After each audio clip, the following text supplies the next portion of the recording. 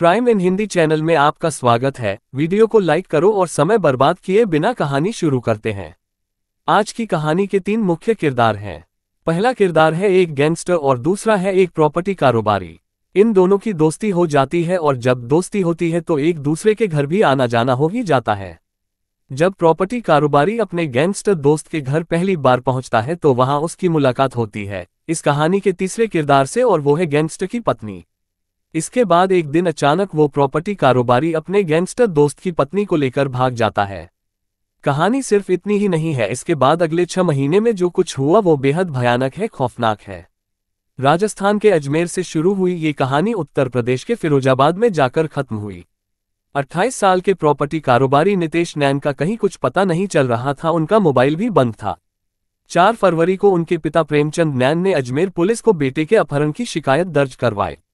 इस शिकायत में उन्होंने एक नाम लिया जिससे उनके बेटे को खतरा था, और वो नाम था गंज थाने के हिस्ट्री शीटर हरिशंकर उर्फ हरी लंगड़ा का। ऐसा क्या हुआ था जिसकी वजह से हरी लंगड़ा नितेश की जान का दुश्मन बन गया था? दरअसल हिस्ट्री शीटर हरी लंगड़ा और नितेश नैन 6 महीने पहले तक दोस्त हुआ करते थे। ये दोस्ती हुई थी सट्टे के काम को लेकर। इसी के चलते नितेश का हरी के घर आना जाना हुआ करता था। वहां हरी लंगड़ा की पत्नी से नितेश की जान पहचान हुई और फिर दोस्ती हो गई। इस बात से हरी शंकर काफी नाराज था। फिर एक दिन नितेश उसकी पत्नी को भगा कर ले गया। इस घटना के बाद हरी शंकर उर्फ हरी लंगड़ा नितेश से बदला लेना चाहता था, लेकिन नितेश उसे मिल नहीं रहा था।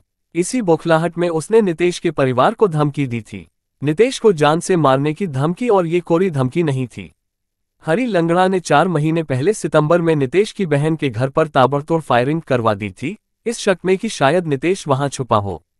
कुल 5 राउंड फायर किए गए थे, लेकिन उस समय बदमाश अपने मकसद में कामयाब नहीं हो पाया था। इसके बाद रामगंज थाने में ये मामला दर्ज हुआ था और हरी लंगड़ा को पुलिस ने गिरफ्तार भी किया था। बाद में वो जमानत पर बाहर आ गया।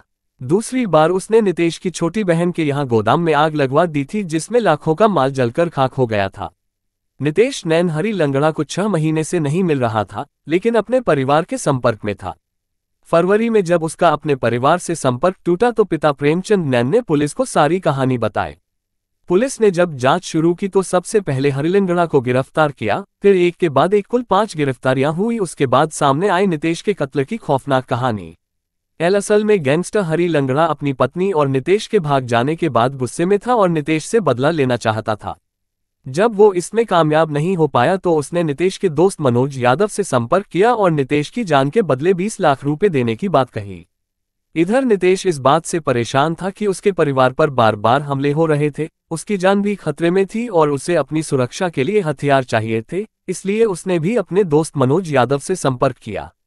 मनोज यादव पहले ही हरी लंगड़ा और अपने 2 दोस्तों आदित्य शर्मा उर्फ बिट्टू और गौतम के साथ मिलकर नितेश को मारने की योजना बना चुका था।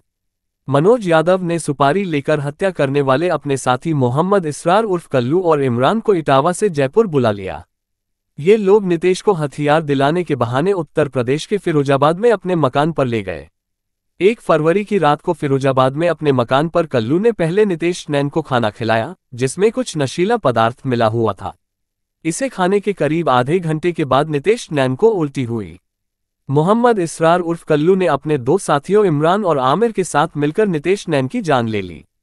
इसके बाद घर के तहखाने में ही ढा खोदकर नितेश की लाश को ठिकाने लगा दिया और ऊपर से टाइल्स भी लगा दिए। मनोज यादव ने कल्लू और इमरान से 15 लाख रुपए में नितेश की जान का सौदा तय किया था। काम होने के बाद 2 फरवरी को उन्हें 10 लाख रुपए दे भी दिए। बाकी के 5 लाख बाद में देने का वादा किया था। बाद में पुलिस के कहने पर मनोज यादव ने कल्लू और इमरान को बाकी पैसे देने के लिए अजमेर बुलाया, और जैसे ही ये लोग अजमेर पहुंचे पुलिस ने उन्हें गिरफ्तार कर लिया। बाद में फिरोजाबाद जाकर अजमेर पुलिस ने तहखाने से नितेश नैन की लाश को बरामद किया।